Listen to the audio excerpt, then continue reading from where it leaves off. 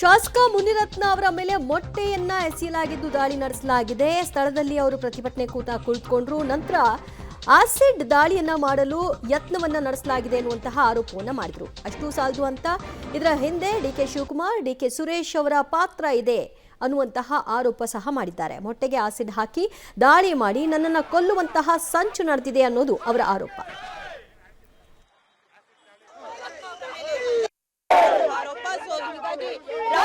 ಸಮಾಧಿಯ ಮುಂಭಾಗ ಪ್ರತಿಭಟನೆಯನ್ನು ಜೊತೆಗೆ ತಲೆಯಲ್ಲಿ ಬರ್ತಾ ಇದೆ. ಅವರು ಕೂಡ ಧರಣಿಯನ್ನು ಕೊಡ್ತಿದ್ದಾರೆ.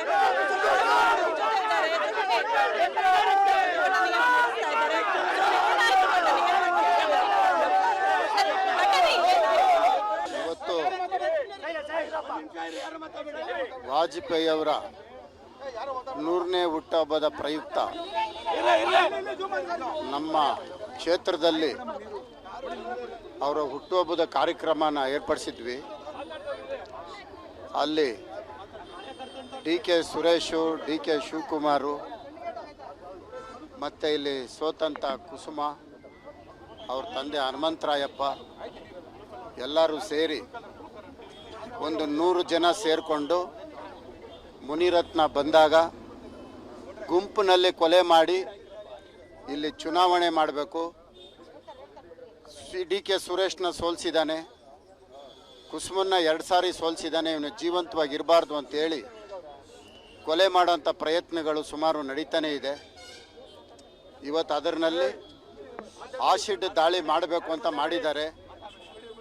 ಆದರೆ ಪೊಲೀಸ್ನವರು ಹೌದು, ಕೋಳಿ ಮೊಟ್ಟೆ ಒಳಗಡೆ ಆಸಿಡ್ ತುಂಬಿ ಆಸಿಡ್ ದಾಳಿ ಮಾಡ್ತೀವಿ ಅಂತೇಳಿ ಈಗಾಗಲೇ ನನಗೊಂದು ವಾರದಿಂದ ಹೇಳ್ತಾನೆ ಇದ್ರು. ನೀನೆಲ್ಲನ ಹೊರಗಡೆಗೆ ಬಂದರೆ ಡಿ ಕೆ ಶಿವಕುಮಾರ್ ಹೇಳಿದ್ದಾರೆ, ಡಿ ಕೆ ಸುರೇಶು ಹೇಳಿದ್ದಾರೆ, ಕುಸುಮ MLA ಆಗಲೇಬೇಕು, ನೀನು ರಾಜೀನಾಮೆ ಕೊಡಬೇಕು, ಇಲ್ಲ ಅಂದರೆ ಆಸಿಡ್ ದಾಳಿ ಮಾಡಿ 100-150 ಜನ ಗುಂಪು ಬಂದು ನಿನ್ನನ್ನು ಕೊಲೆ ಮಾಡೋದ್ರೂ ಸರಿ, ನಾವು ಎಲೆಕ್ಷನ್ ಮಾಡ್ತೀವಿ ಅಂತ ಈಗಾಗಲೇ ಹೇಳಿದ್ದಾರೆ. ಅದರ ಪ್ರಕಾರ ಮಾಡ್ತಾ ಇದ್ದಾರೆ. ನನ್ನನ್ನು ಕೊಲೆ ಮಾಡಿ D K Shivakumar, D K Suresh ಕುಸುಮನ್ನ MLA ಮಾಡೋದಕ್ಕೆ ಇಷ್ಟೆಲ್ಲ ಕಷ್ಟಪಡ್ತಾ ಇದ್ದಾರೆ. ತಮ್ಮ ತಲೆಗೂ ಕೂಡ ಗಾಯ ಆಗಿದೆ ಅಂತ ಅನ್ಸುತ್ತೆ. ಏನಾಗಿರೋದು? ಹೊಡೆದಿದ್ದಾರೆ.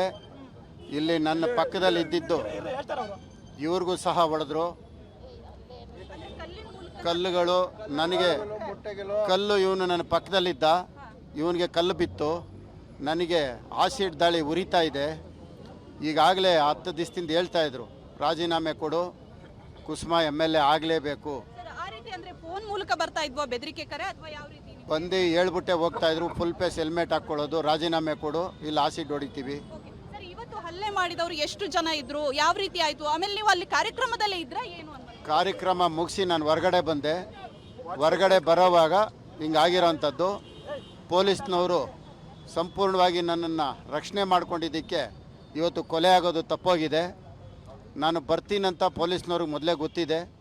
ನನ್ನ ಮೇಲೆ ದಾಳಿ ಆಗತ್ತೆ ಅನ್ನೋದು ಪೊಲೀಸ್ನವ್ರಿಗೆ ಮೊದಲೇ ಮಾಹಿತಿ ಇದೆ.